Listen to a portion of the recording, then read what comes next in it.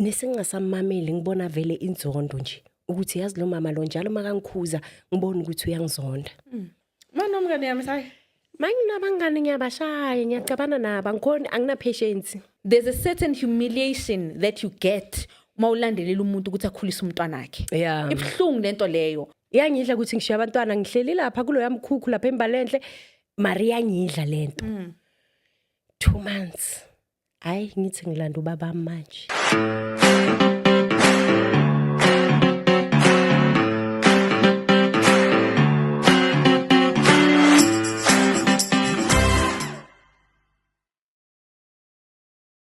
Welcome to another episode of Mommy Podcast, where we bring you all things motherhood, fatherhood, parenting, and co-parenting. Please don't forget to like this video and leave your comments down below. We appreciate the engagement. Don't forget to subscribe to this channel where we keep on growing our big family. Yes, we're still in a celebratory mood because we hit our 100K subscriber mark and we aim higher. My name is Mpho Badibu. I am the gift of the gods. Without wasting too much of your time, let me allow our guest to come through and give us her story. Hey girl. How are you, Sisi? Ngiyaphila njani? Ngiyaphila. Ngikhuluma nobani namhlanje? Ukhuluma noZinhle Nhlapho wase Randfontein ngasema plotini. Okay. Zinhle. Sikubhlera ubuso namhlanje. Uthawa ufuna ukubonakala. Yebo. Irezineko yini? Kuningi sisi yazi kuningi shem. I'm going through a lot, mama. Angikho right. Take me there. What's going on? Ngumama wabantwana abayi2 sis. Ukusokola that I go through ngalabantwana boyi2 kuningi. Umntana mokuqala sis una 15 years, owebisi2 una 14. So amantombazana. Labantwana laba bakhuliswa yimi kwamanje. Ngahlangana nobaba labantwana ngimncane.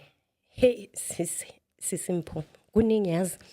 Okay, nengijola ngisasemncane ekhaya babazalwane uyabona? Njengoba babazalwane kanje ningumntwana ungamameli. And ngapha ngikhuliswa umama uze nobaba. So mina kahle kahle ngangikhuliswa yi-step mom. Uyayibona? Okay. Yini umama washana? Umama wangishiya kabo baba. Okay. So makangishiya kabo baba kanje sengimele ukuthi ngikhulise umama, umama umithe ubabami. So umama lo engimithayo manje umzalwane. Okay. So manje sekumele ukuthi ngiyohlala naye ngoba umama wangishiya ngimncane ngina 2 years. So sengikhulisa ulo mama. Wangikhulisa kahle sisimpho isikhathi masesiya sengizoqala kuba yi-teenager sengiqala ukuganga. Sengibona umjolo. Nesengasamameli ngibona vele inzondo nje ukuthi yazi lo mama lo njalo makangikhuza ngibona ukuthi uyangizonda. Okay ngafunda ke sengifunda isikolo ngifela nasesikolweni nginjalo. Hi. Ngiyakutshela ke ngaphasa ugrade 11 sokumele ukuthi ngiye ku grade 12. Ngijahile sengifunda ugrade 12 kanjalo ngamceda wona loyo grade 12 mara kanzima. Okay. Kwayenzeka ke njengoba ngisase teenager kanjalo ngithanda abafana ngajola. Yazi Mpho mangijola ngamitha umfana oright ufundile. Buna ngeke around the time. I think ayisho nongumafeilani. So maybe around there ngangina 19. Okay. Ngenza grade 12. Ngijola nalomfana ngitshe ukuthi siku serious relationship mangimitha lomfana. Okay yes sijole mina nalomfana sijole umfana ayihlalela ekibo noku semkhukhwini sokumele ukuthi ahamba ayosebenza eCenturion. Okay. Mase sifika lapha eCenturion umfana akana mbedo akana nix mela aqalele yonke into phansi because uzosebenzela lapho. Ngilala naye phansi lo mfana lo. Uyayibona ngitshela ukuthi sizoakhisana nje kancane. Hayi for sure. Umfana silala ematrasini ngimvulisa ama-account wakujet nakuphi uyawavula ama-account. Ngitshela ukuthi sisonke kulento. Phela ngiyenzela ukuthi makavula lama-account vele kube nalento yokuthi akwazi ukuthenga amajuveti nako konke lokho.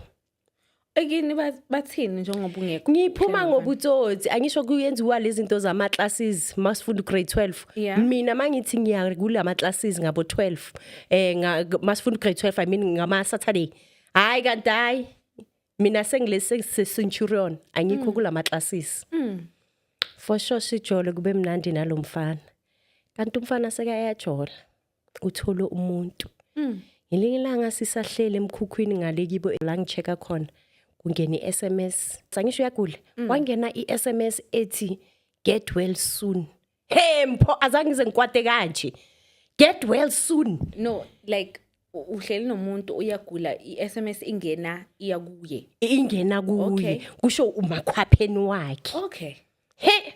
ngihlanya ngithi kanjani Yeah.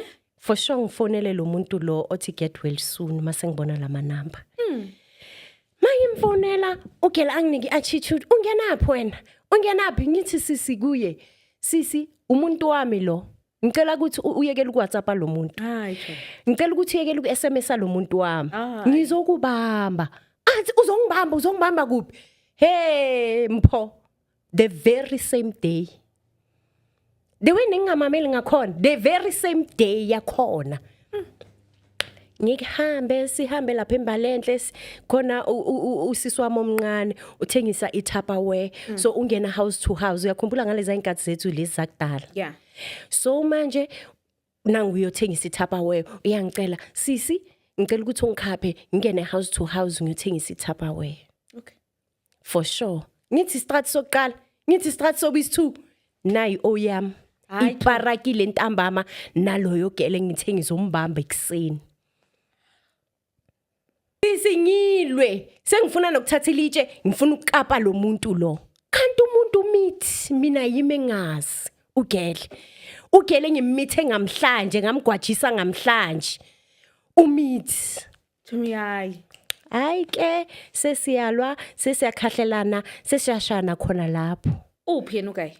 uGuy ukhona la uzama ukulamula kulamleki phela hayi for sure kuhanjwe ahamba ugel mina ngazi ukuthi umithi nami ngihambe ngekhaya ungakhohlwa sisimpho ekhaya abazalwane sengilele abo 12 ngizwe ngekoko mina ayizwa yimi vele izwa ubaba koko makathi ngabo 12 abobani abathi amaphoyisa Hayi sana. ngiyakutshela amaphoyisa nawa ngaphandle bathi baba sinenkinga indodakazi yakho ishaya omunye ugel and lo gel upregnant sizowonisha umntwanakho ubaba azama aba explainele ukuthi lo mntwana lo shaye lo munye lo ufunda ugrade 12 lo mntana bathi ngabe instead yokuthi ngabe unaka incwadi zakhe yena ubusy ugijimisana nabafana phansi phezulu umntwanakho bangibiza uhlazo nolapho uhlazo nolapho Ayikho yena neOla. ayikho kuze igirlfriend yakhona enigeli ipreking abamangithethise makaceda ukungithethise ngifail ugrade 12 kuloyo nyaka ayisho mina nengigivizi ngigijimisana nabafana phansi phezulu bangifonele ngelanga lama results bathi uphasile wena malandani ngifelile ichubeki life angisho manje ukhula kwami ngigcwele nangama emotional ngapha ngifuna ukuthandwa phela ngisafuna lela thando lika mama ngisagijimisa uthando naphambili ngisafuna lo lathando lo muntu ozongithanda ngimithe ubaby dad ubaba walabantwana laba engihlala nabo abayithumbo Okay.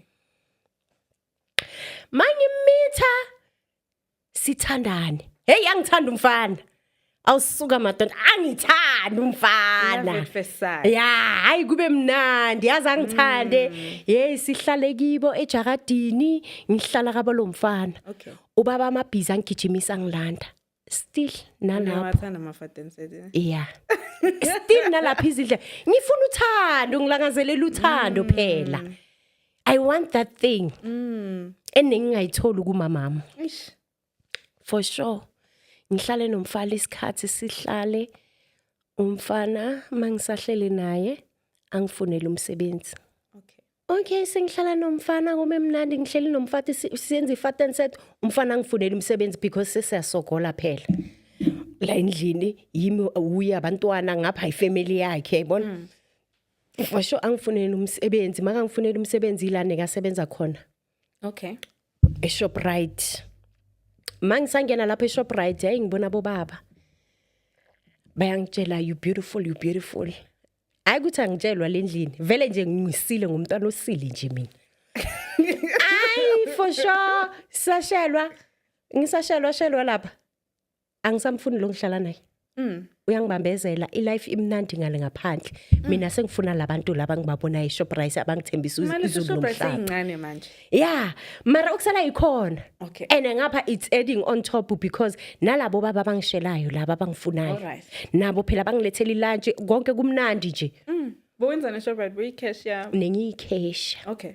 ngiyisimomondiya nje ngisasemncane ngiyipuntsunu phela angisho vele bayangiqoma kuhle kumnandi mpho manje sengimahlupha phela endlini lo baba lo uyangibona ukuthi sengiyahlupha and manje nami ngisafuna ukuhlala naye makaqala ngithethisa vele sengimeke ibhamba ngithi ngizahamba wena ungazongidini for sure lafika ilanga la sekangithethisa adakiwe athi kimi phuma ngathi fuck off man vele dala ngimeme lapha ngisho nesengizwile lezi ezinye Okay. emsipa yemtaki ozo ngale ngaphandle neseyikhona ngizwile imnandi and manje leya la endlini aseyangibhora sengithi ithi ngihambe hayi ngahamba phela ngimncane Yeah. ukhumbule for sure uthe lo makathi fuck off so uyadina wena ngithi dala ngikubekezelela usho lezinto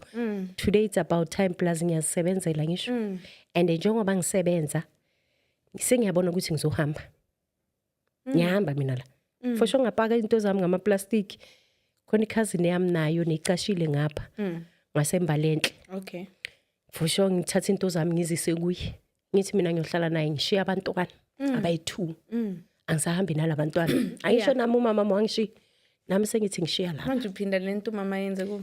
yeah sengiyahamba Maria iyangidla ukuthi ngishiya abantwana ngihleli lapha kulo yamkhukhu lapha embalenhle Maria ngidla lento 2 months hayi ngithi ngilanda ubaba manje ngilanda ubaba bami no sisi wakhe bahamba bayongilandela labantwana anye ngikhona ukuhlala without labantwana So before sifika lapha abantwana bakho uthi bashiyana how many years?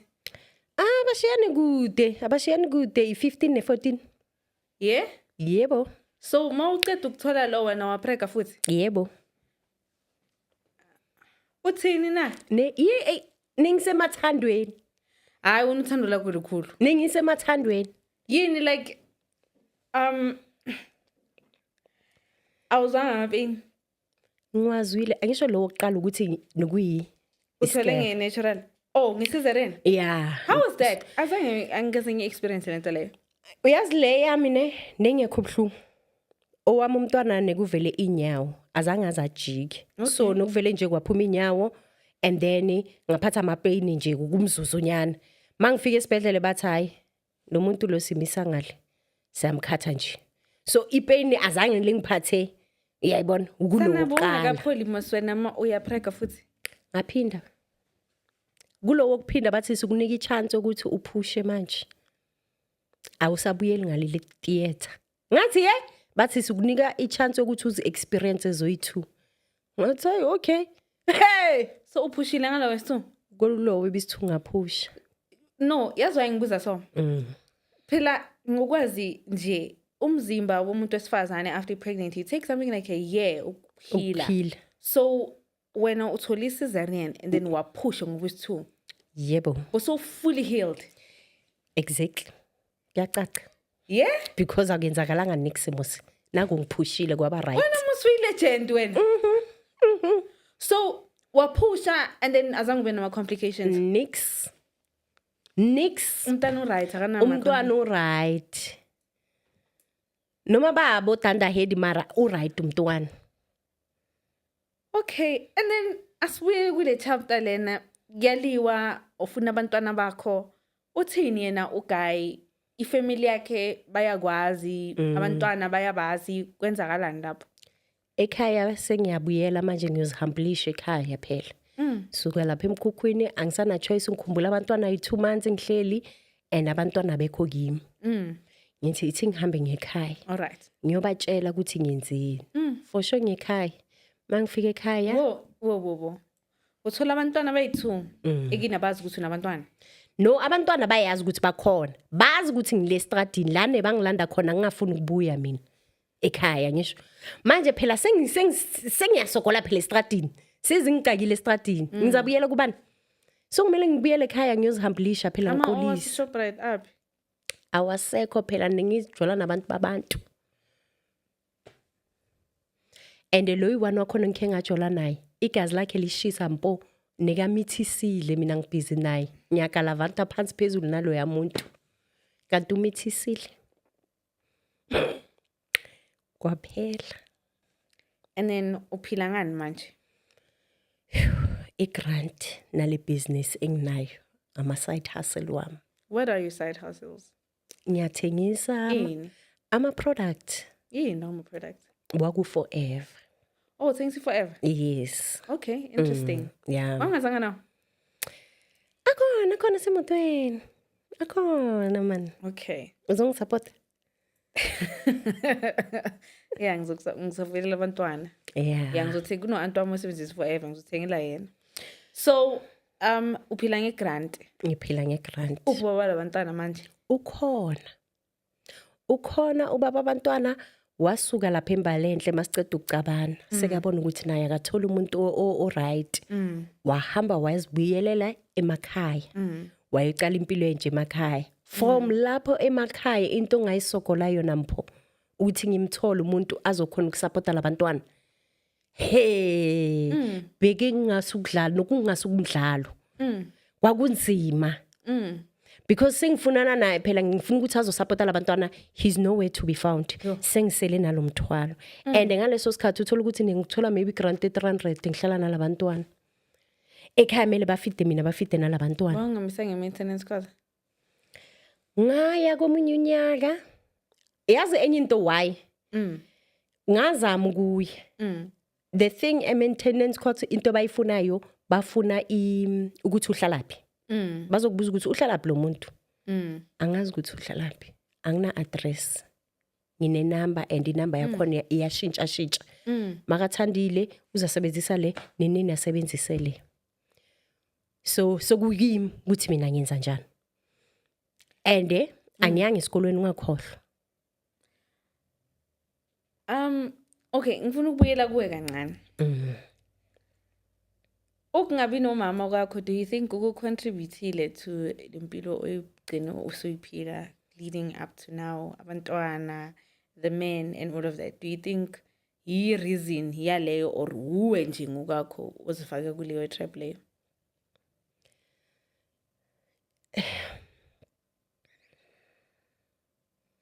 both yimi kungamameli ekhaya ngibuye ekhayeni le right ngakhetha ukungamameli at the same time nothando lukamama ningilidinga which I didn't get do you understand so zoyi2 zidlale irole zidlalile nje indima empilweni yami Uyajabula ukuba umama? yeah kakhulu Uyakuthanda ukuba mama? kakhulu ibond enginayo nabantwana bami ngathi ama siblings wami inkulu kabi anginabo abangani and the reason being nganabo abangani ngiumuntu emotional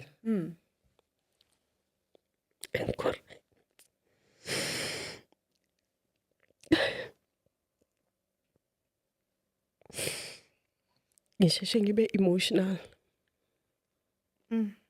because nginalo laka lokuthi azanke ngithandwe nginolaka so abangani bayangihlula mangiba nomngane ngifuna ukumshaya Manomngane yami sayi. manginabangani ngiyabashaya ngiyacabana nabo angikhoni angina patience angikhoni ukubabekezela nawo amadoda ngiwashaya kwanayo ubaba umntana mina ngimbhadla mos hey Hi John. ngihlala So manje kunomuntu ozwana naye or usaba mama piece job. nginaye manje umuntu engizwana naye u stable right angisengikhulile manje and ngisizwa uye ngalabantwana enginabo. Usebenza kahle yena. Unayo ibhizinisi yakho usebenza kahle uright akanazo bo abantwana konke kukahle. La ngilekha khona uye ungisizayo but before lapho nomzima ningakuthengisa. Yeah? Ngiyakutshela. Before ngizothola lo muntu ukhulisa labantwana njengoba ningamthola ubaba omntwana. Ngangitholela ama-O anginika ama-200. Ngizitholela abantu banginika ama-100 as long ngizobeka impupho. Nengizobona ngenze njani ngoba labantwana kumele badle. Ngisokolile ngalabantwana. Kunomama obukelile la. We-understanda i-situation yakho. U-understandayo indlela oyihambile. Ungathini kuye like for the because mina ukukhulisa umuntu kunzima Jumine and I can understand when sowukhulisile manje sibala 15 sibala 14 abantu basesikoleni laba but ungathini kuye lo mama lo bukelile ufila ngathi yazini usafuna ukugijima emva kobaba ubaba omelana akekela umntana what would you like to say to them? Ayisho abantwana babheka wena. Mele ube yi good example wena. And futhi wena bayobheka i-character yakho ukuthi wena u-acta kanjani towards ubaba wabo. So mele wena indima yakho mawuyidlala no matter how angry you are ungayikhombisi kulabantwana. Wena dlala yakho i-character yokuba umama and ube yi-good mother.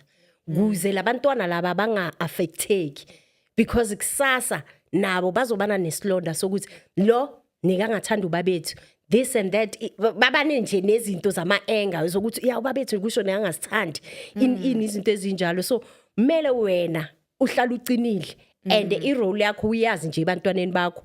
Play a good role empilweni yabantwana bakho. Ube yi-good example. Uye kuhlala ukwatile uthuka abantwana ngobababo zonke lezi zinto azisizi nganix. Usamthanda baba khona? Hayi. Why you smile? Hayi life iyachubeka. Usho kanje? Yeah. Umxolele. Yeah, ngimxolele. Mara into engiyifunayo nje right ukuthi asupport abantwana kahle. Ubani kama nakhe? Usibusiso. Usubani? Dlamini. Facebook amthole. Akatholakali ngithi lo muntu ushintshe yonke into. Uchintshe yonke into ngakhe ngamthola ku TikTok. Ngazama ukukhuluma naye ku TikTok. Hey wangidoja and kuleyo TikTok ngibhizi ngifaka ama SMS ukuthi abantwana nini waba unyamalala. Akusukuthi maybe ngoba wena uyatumpana Chomi mara ngizamtumpa kuphi manje ngoba ilife seyichubekile. Sengikhulile nami sengikhulisa labantwana bakhe and abantwana bakhe angibatumpi nabo self. Bayafana naye. Exactly nje. Mangibabheka ama-copy. Ama-copy. Khuluma naye usibuda. Umtshele ukuthi ulana and ufunani kuye. I hope izomreach le message because I mean awufuni sikubone. Okay mina ngiyakubona but like awufuna abantu bakubone. Ngitshela ngebusiness lakho. However, I want to give you a chance ukuthi ukhulume naye in case this episode imreacha because une family lo muntu angisho right. So ngabheka nje i-camera yakho le ukhuluma noSibusiso. Yeah. Sibusiso Dlamini la ukhona. Ngicela ubuye uzoyenza izinto ezi right for abantwana bakho for the sake yabantwana. Abantwana ngiyabathatha ngibafundise ezikolweni bagibela i-transport bayadla bayaqoka labantwana laba. Solo ngobaqina awukaze wavela. Ngiyacela ukuthi nje la ukhona cela uthinteke baba ubuye uzosupport abantwana. Supporta nje abantwana kuphela mina angisho life seyichubekile. Ngiyacela nje sengicelela abantwana bami ukuthi do the right thing and come back uzosupport abantwana bakho please. Hey inzima indaba yakho. Indoda I believe mina indoda kumele ikhuliswe iyazi ukuthi i-responsibility, you take care of a responsibility. But masofika kule point lesi kumele umkhumbuze mina ke angikhona ngakhuliswa umunye umuntu oyichobolo wangitshela nje straight ukuthi angazi ngayisa ubaba wakhe maintenance court so lokho ngayibamba mina ngidivorce nobabakho. So why would you want to go stand there in court? Because uyakwazi umuntu afike e-court athi mina I afford 100 rands akuhlazi just for to humiliate you. So it's hard ukukhulisa abantwana, but ukuthi manje azo-maintainer, hey, that's a stretch. Labantu laba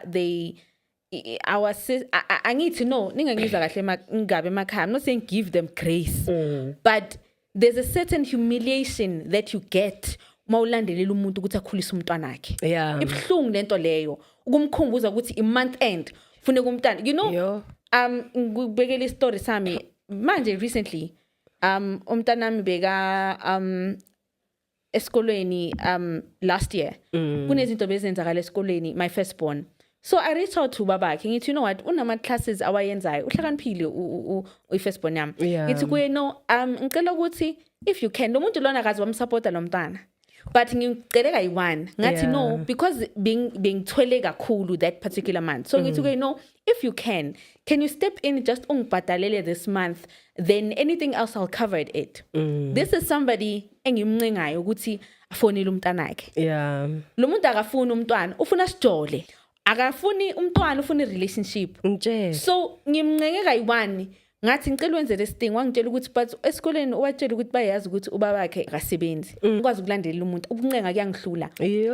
So uSibusiso uzoyibona le message. When we hlanya abantu vele nje bazothi uyihlanya, basi ngicela umkhulule ofocus kuwe. Ama ancestors wakhe azadila naye la khona.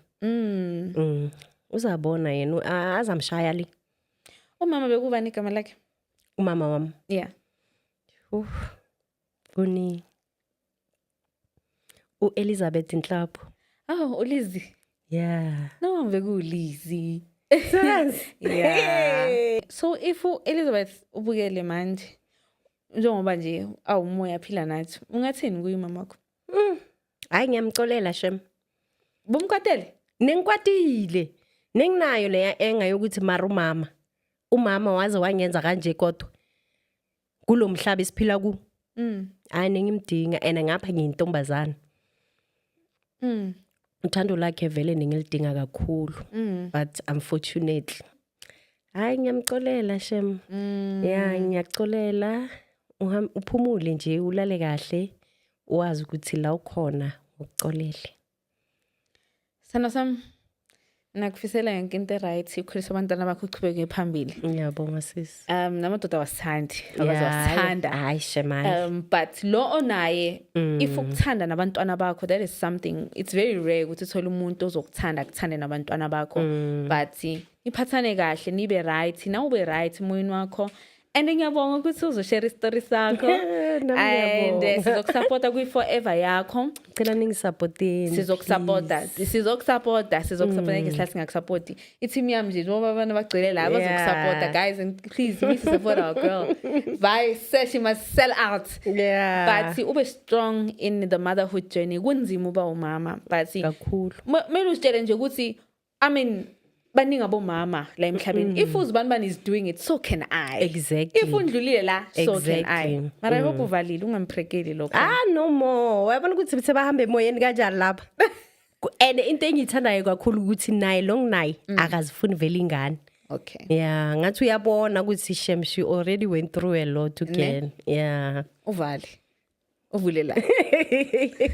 Viewers at home, thank you so much for joining us for this amazing episode.